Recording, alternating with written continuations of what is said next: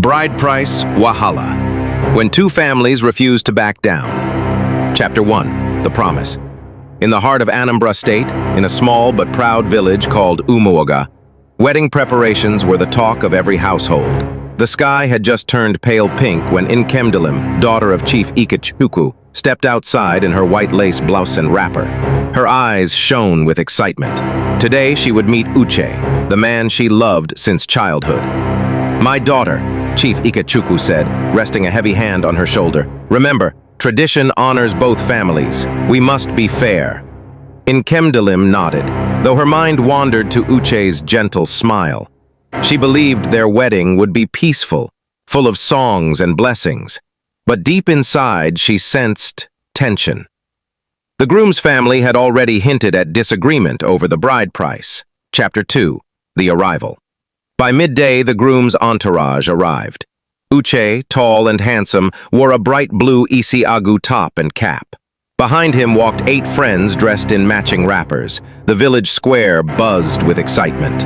Uche kneeled before Chief Ikechukwu. "Father," he said respectfully, "I come with honor. My family agrees to pay the bride price of 5 goats, 2 kegs of palm wine, and 10,000 naira." A hush fell. 2 goats, kegs, and 10,000 were the standard price. Mercy, Nkemdilim's cousin, stepped forward with beads, kola nuts, and yam seeds. It was the groom's turn to accept. "My family acknowledges this gift," Uche's uncle said, "but we ask for 1 extra goat, for goodwill and future prosperity." Gasps rippled through the crowd. An extra goat? That was bold. Chief Ikechukwu's face darkened. "You ask for more than tradition requires?" "Yes," Uche's uncle replied, "to show our respect and love." Chief Ikechukwu paused. His ancestors' silent eyes watched. If he refused, Uche's family would offer 5 goats, and the bride price would be complete, but the extra goat would remain unpaid.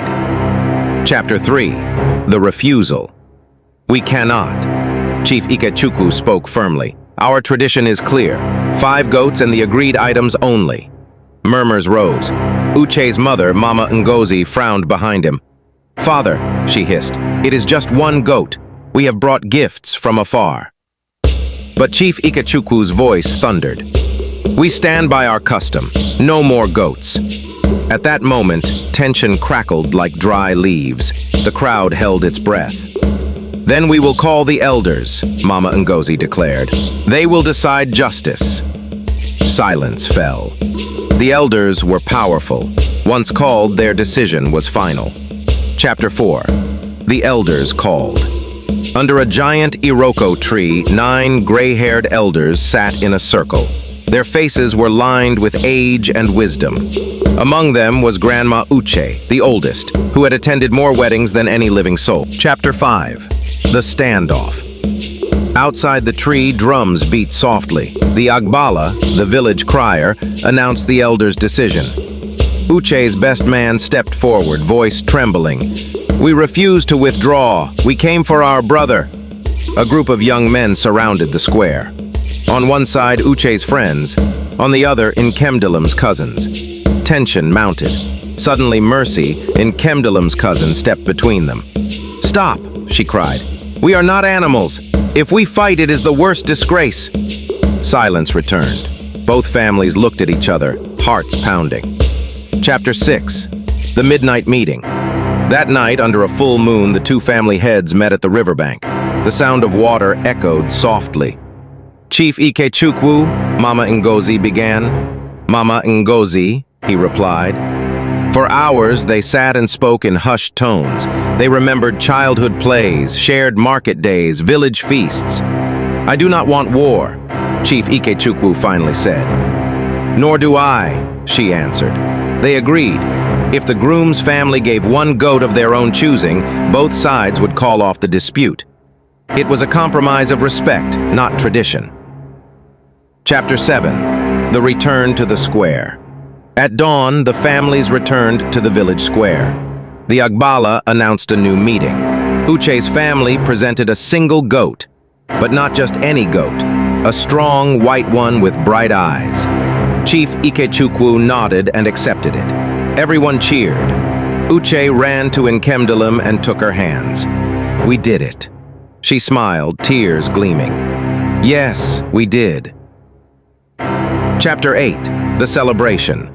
Drums beat. Flutes danced. The entire village joined. Food was poured, drinks shared. Laughter echoed among the mud huts. Aunt Chinere served jollof rice. Uncle Eze roasted goat. Children chased each other in bright wrappers. Uche and Nkemdalim exchanged cola nuts, beads, and blessings.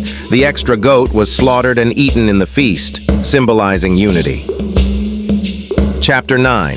The Lessons Learned. As the sun set, Chief Ikechukwu stood and spoke. Today we learned that tradition guides us, but respect and understanding unite us. Mama Ngozi added, when two families listen with the heart, peace grows. The villagers clapped, and the couple bowed. Chapter 10. Happily Ever After. Weeks later, Uche and Nkemdalim moved into their new home.